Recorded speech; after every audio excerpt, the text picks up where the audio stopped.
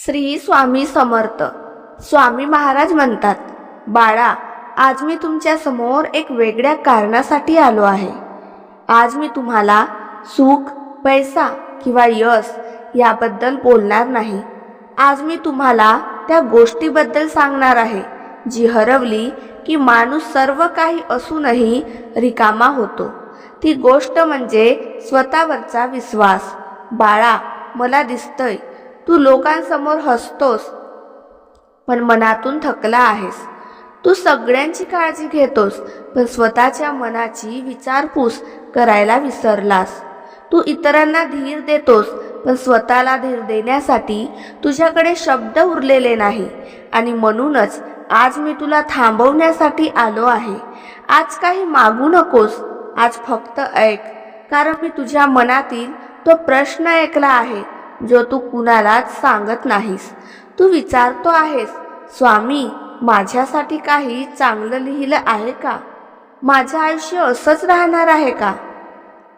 मी इतका प्रयत्न करतो तरीही यश दूर का पडतं? माझ्या भक्ता, तू एका बीजासारखा आहेस.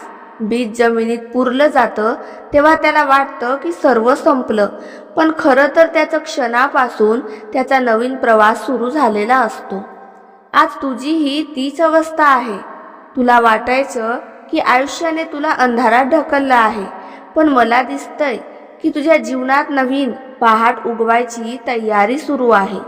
एक गोष्ट लक्षात ठेवा, कधी कधी मी उत्तर देण्यासाठी शांत राहतो. माझी शांतता म्हणजे नकार नसतो, ती तयारी असते. कारण जेव्हा योग्य वेळ येते तेव्हा एका क्षणात परिस्थिती बदलते.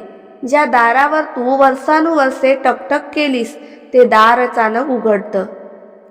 ज्याची अपेक्षा सोडून दिलीस ती गोष्ट अचानक समोर येते. आणि मग तुला समजतं की उशीर झाला होता, अन्याय नाही. माझ्या भक्तांनो, आज मी तुम्हाला एक संकेत देतो.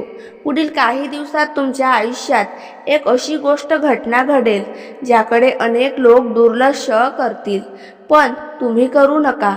कारण ती घटना तुम्हाला एक नवीन दिशेकडे नेईल. कदाचित एखादी भेट, कदाचित एखादा फोन, कदाचित एखादा विचार किंवा एखादी अचानक मिळालेली संधी.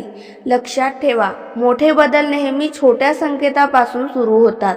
म्हणून जागे राहा, सकारात्मक राहा आणि सर्वात महत्त्वाचं म्हणजे विश्वास ठेवा. कारण विश्वास हा असा दिवा आहे जो अंधार संपण्यापूर्वीच प्रकाश दाखवतो.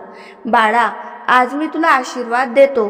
तुझ्या मनातील भीती कमी हो, तुझ्या डोळ्यातील अश्रू आनंदात बदलोत, तुझ्या घरात शांतता नांदो आणि तुझ्या जीवनात अशी एक संधी येवो की तू स्वतः म्हणशील, स्वामी, तुमची कृपा माझ्यावर होती म्हणूनच हे शक्य झालं. म्हणून आता दुःखाला धरून बसू नको, भूतकाळाला सोडून दे, नवीन दिवसाचं स्वागत कर. कारण मला दिसतंय तुझ्या आयुष्यातील एक सुंदर अध्याय सुरू होण्याच्या अगदी जवळ आला आहे.